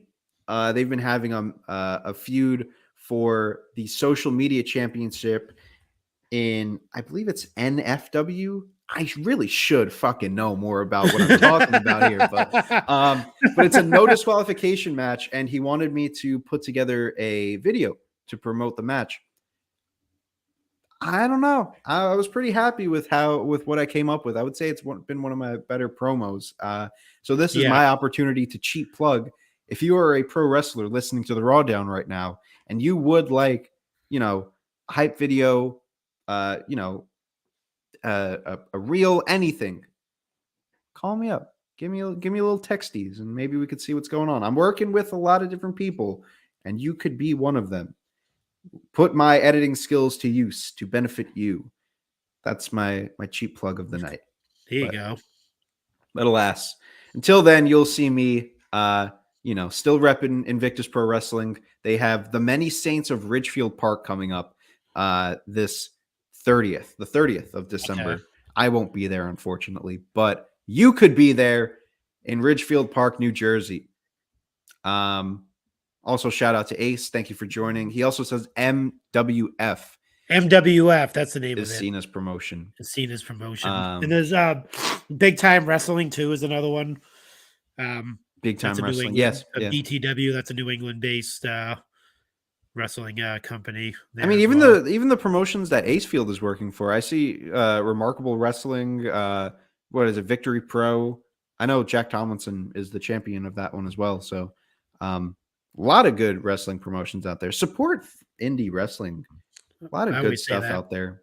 Yeah, definitely. Especially if you have any local shows, definitely go see those. Those ones are usually more entertaining than actual televised wrestling. Oh yeah, Invictus has put on shows that have been miles ahead of majority of the shows that I've seen from WWE and AEW this year. Yeah. Not going to lie. Victory Pro, and yes, NYWC was the other one. He's killing it. I think we're all killing it. We're all doing some great stuff. With that being said, it is time to wrap up tonight's episode of the RAWDOWN. Folks, if you like what you heard, and I know that you did, make sure to support us any way that you can. The main ways, of course. I'm not going to go on that long rant like I did the last time. But, the website, theturnbuckletavern.com. Listen to the podcast, watch the videos, check out our streams. And follow all of our socials because we have post a lot of great stuff on the socials. Maybe you can be a part of that new Turnbuckle Tavern flagship segment that Chad and Sneed just flame a bunch of just dumb comments on their social posts. Maybe you can be a part of that. Hopefully not, but you never know. And then, of course, you can buy our merch at prowrestlingtees.com/tavern. Everyone's got a shirt. Everyone keeps getting shirts.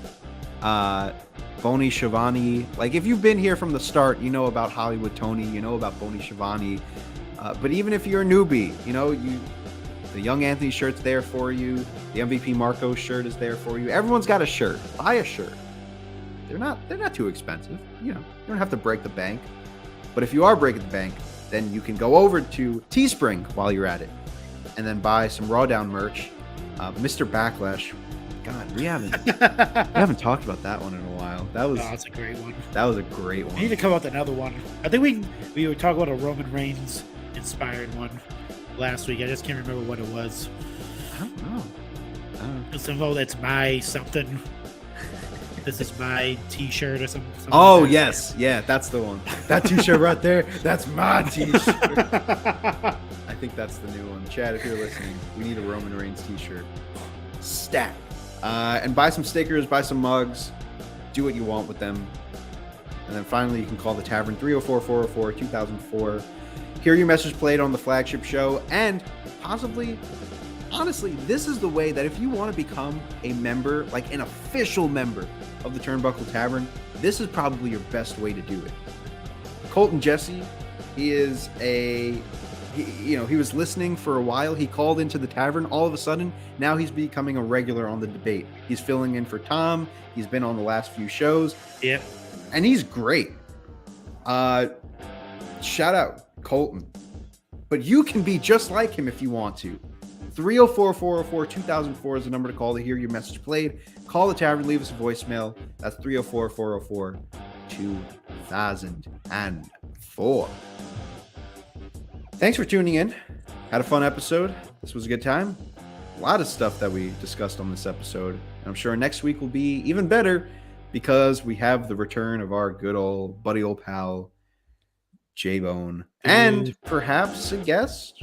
Not sure yet. Possibly. We'll see. Possibly a guest. We got a little pencil mark. Will we use the pen?